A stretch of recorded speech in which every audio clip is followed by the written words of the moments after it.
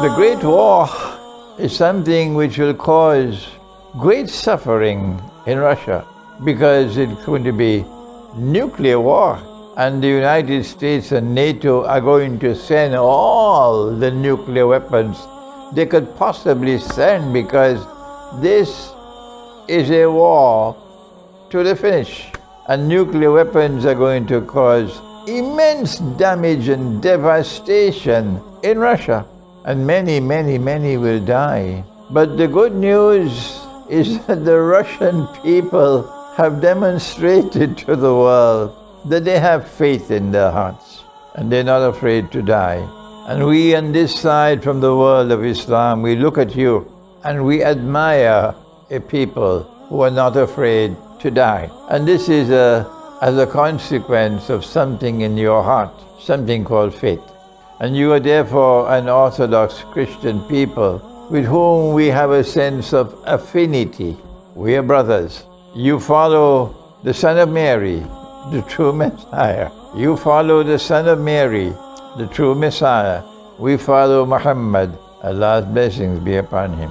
We also are conscious of the fact that the Russian people have the capacity to make sacrifice, and it's going to be nuclear war. Our Prophet, Allah's blessings be upon him, informed us of where the war would begin. Yes, we know it's going to begin in the north of Syria. That's what he said. But the beginning of the war is not as important as the consequences of the war.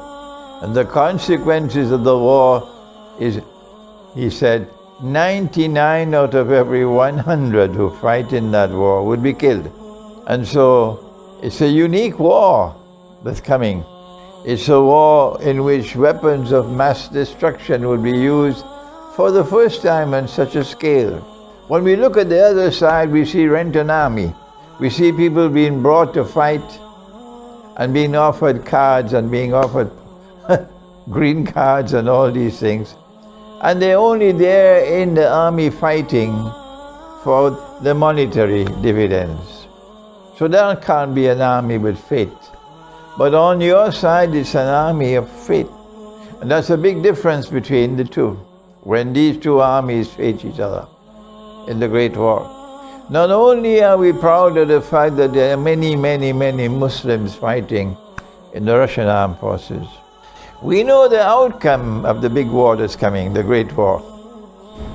We know that the Lord God is going to intervene in this Great War.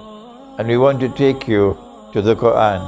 We want to take you to what the Quran has recorded at that moment when they were attempting to crucify Jesus, the Son of Mary. And he did not know what was going to happen, but the Lord God, he knew. And he spoke to Jesus. And he speaks to Jesus and he says, "Oh Jesus, I'm going to take your soul." And of course, when the Lord God takes the soul, he can either keep it or return it. And if he keeps it, well, they have succeeded, they have killed him. But the Lord God said, no, they did not succeed. I made it appear like that. And so therefore, he took the soul and he returned it, but they didn't know that. And then he said, I'm going to raise you unto myself. And so the Son of Mary was raised unto the Lord God himself. This is the Quran. And I'm going to cleanse and purify you of all the blasphemous things they have uttered against you and your mother. And today, we live in a world in which they don't dare to stand up and speak those things about Jesus anymore, because the world will crush them today. They've been purified.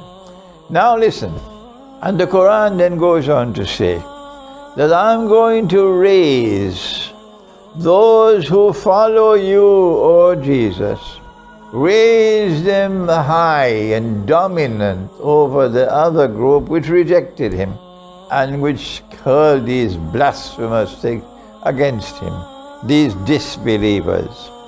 And when I raise them, the followers of Jesus, to that position of dominance, they will remain there until the end of the world. And so now The Quran is helping you in Russia to understand what happened these last 20 years after the collapse of the Soviet Union, after the chaos which followed, this miraculous rise of Orthodox Christian Russia, with missile technology second to none in the world, to a position of military dominance today. This is what the Lord God said in the Quran 1400 years ago. And this is what has now happened.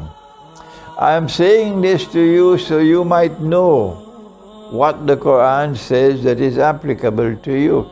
That not only are you going to defeat NATO in this war, that even after you have defeated NATO in the war, you will still remain the dominant force in the world. The Quran speaks of you about the Orthodox Christian world, and there's a whole chapter in the Quran, and it's called Surah Rum. And Rome, of course, comes from the original term Rome.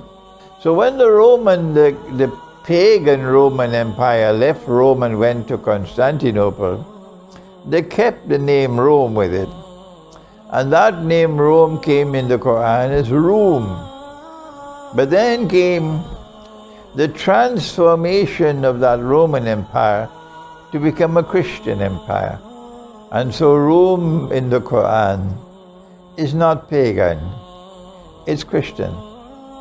And the Quran speaks positively of that Christian empire which was based in Constantinople, and which was called the Byzantine, or the Holy Byzantine Empire. Some pronounce it as Byzantine. And Allah speaks in the Quran and says that you will have two victories. By His help, you will be victorious twice. And the first one took place 600 years ago when the Quran was revealed at that time, when the Holy Byzantine Empire defeated Persia. And then says the Quran, there'll be a second one. But in between the two, there's something happening, because the first one is described as before, min qabl, and the second one is described as min ba'd, after. Two victories, one before and one after. In between there must be something. What is it? It's the Great Schism of 1054, when the West parted from you and they went their way and said, we don't care two peanuts for the law anymore. And so they violated the Sabbath. And the Lord God cursed them, the West, but not you. The Lord God is pleased to help you to two victories, one before the schism of 1054, which took place in the lifetime of the Prophet, Allah's blessings be upon, and one to come after. It hasn't come as yet. The second one hasn't come as yet. And I'm sharing with you my view.